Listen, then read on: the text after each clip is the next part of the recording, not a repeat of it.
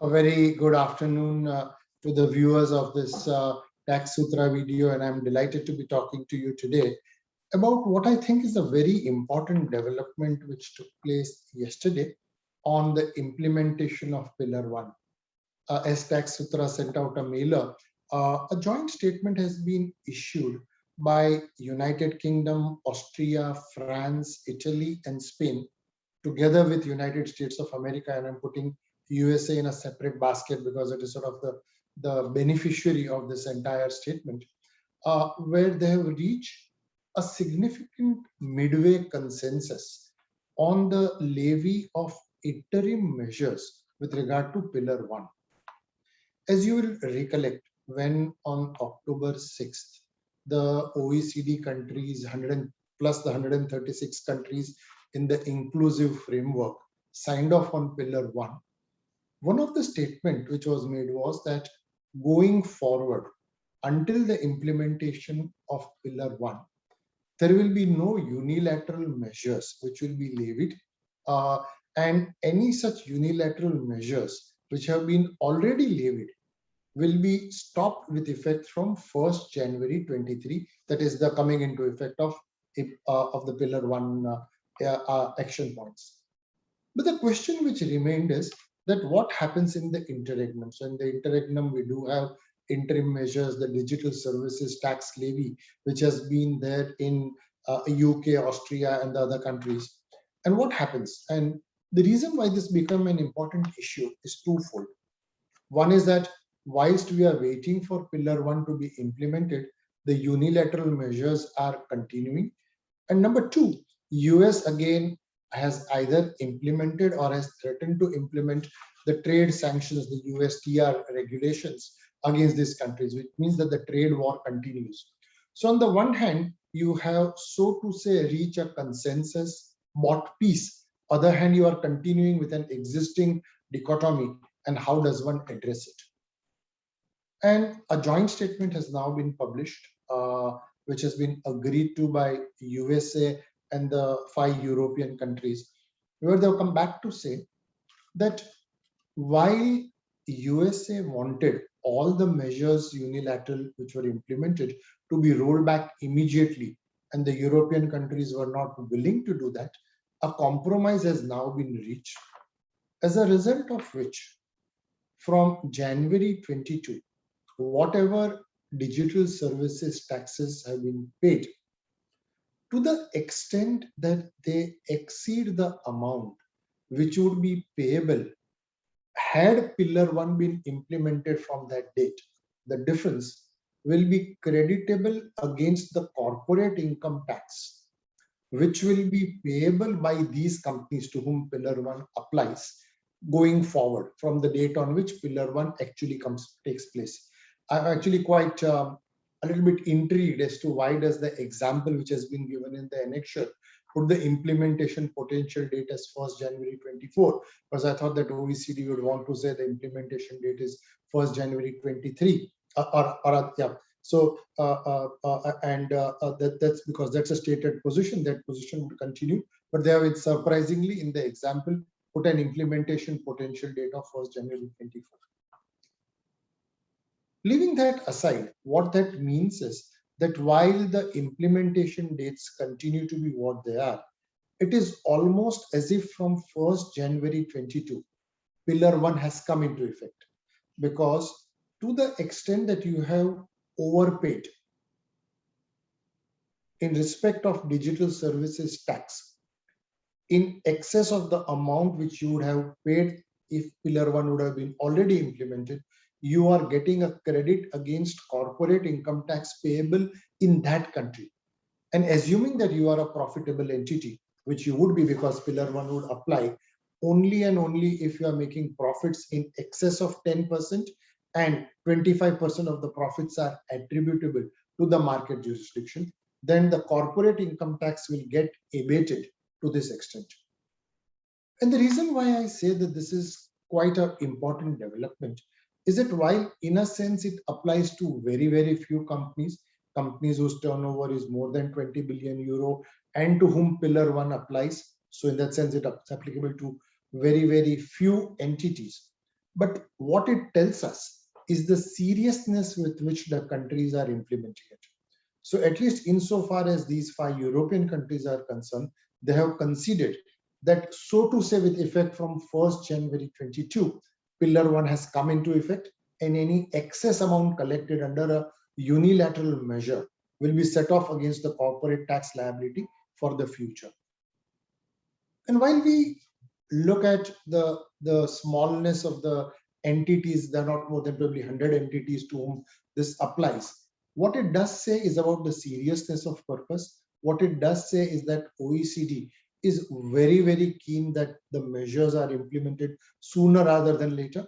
And USA, as so to say a big brother, wants to make sure that things are happening. Otherwise, it is threatening to levy the US TR sanctions. So concomitant with the European countries agreeing to grant this credit, US has come back to say that the USTR proposals will also not be applicable to these entities.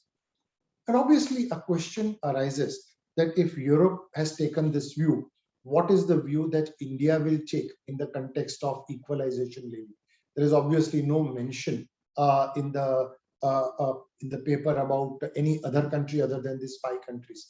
It will be very interesting to see A, what is the view that India takes, and B, whether USA will try and use pressure on India to say that they have kept back the USTR sanctions at the moment for a period of 6 months, which is what was last agreed. And will they now threaten to impose these sanctions? Unless India also comes back and says that in respect of equalization levy, whatever is the excess amount can be credited against corporate tax in the future. If that was to happen, then while Pillar 1 may come into effect later on, its actual effective date could be as early as 1st January 2022. So it'll be interesting to see how India reacts or how India is made to react in respect of this whole proposition. Arun, I thought those were my thoughts. They might be of interest to your viewers. Sure. Dinesh, I restrict myself only to one question. So crystal clear, lucid explanation on Pillar 1 and what it could mean in terms of the new year and credit of the DSTs paid over what would have been paid under Pillar 1. So what happens to India's equalization levy?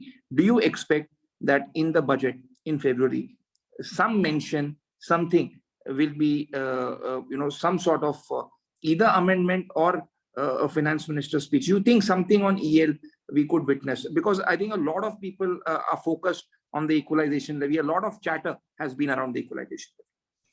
Yeah, again, I don't have an answer to that. But if Arun, you ask me to sort of crystal gaze, what I would feel is that while whatever may happen may be put in terms of implementation in the finance bill, but much before that, there will be some sort of a pressure on India to sort of agree that India will also come up with a measure which is consistent with what has been done by Europe. So I can see a lot of pressure being exerted on India being threatened with sanctions under USTR unless India also agrees something likewise. And the Pillar 1 calculation, Dinesh, it sounds so, what we say, so simple. You put it so simply, but so one could almost be forgiven to think that this is, like a mathematical equation which will be solved on its own. But the Pillar 1 calculations, and I'll rest myself with this question. Pillar 1 calculations, are they simple, complex, or you think that it really leaves no room for any controversy? Or is there a controversy there also on how you calculate it? So two things. First is computation of Pillar 1 amount can be broken up into two things. Computation of the profits of an enterprise and computation of the profits which are subject to Pillar 1. What has been clarified adequately is that it is the accounting profits which matter. That said, there is a lot of gray area there, Arun, and I wish there were tax matters where there would not be gray areas. So the question first is that will all the countries accept accounts prepared under different accounting principles or not, number one. Number two, there is this whole open issue on segmental reporting. So the Pillar 1 propositions actually say that there is no need for segment to be taken. You can take the profits of the enterprise as a whole. However, where profits can be computed on a segment basis and are so reported, it is voluntary that one could implement segments. Now, take a company, illustrative like an Amazon, which has got two separate businesses which are so very diverse, a cloud business and a retail business. How does one look at it? Will we leave it to segment reporting, not leave it to segment reporting? Is any country going to challenge the accounting basis, etc.? Those are separate issues.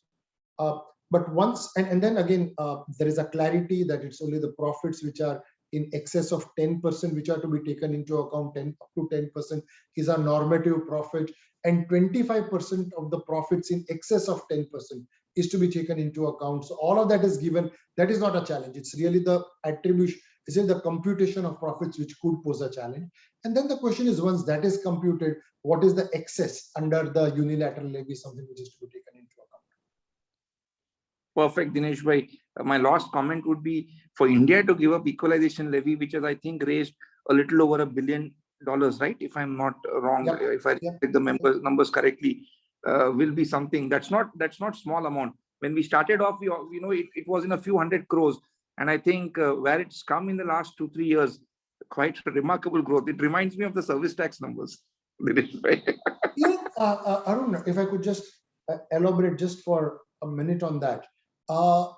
Not only is India's position on equalization levy remaining to be seen, but there is also this question as to what happens, how does India react with regard to profits of those entities who are not covered by Pillar 1. So we are saying there are entities which are more than 20 billion euro in turnover covered by Pillar 1.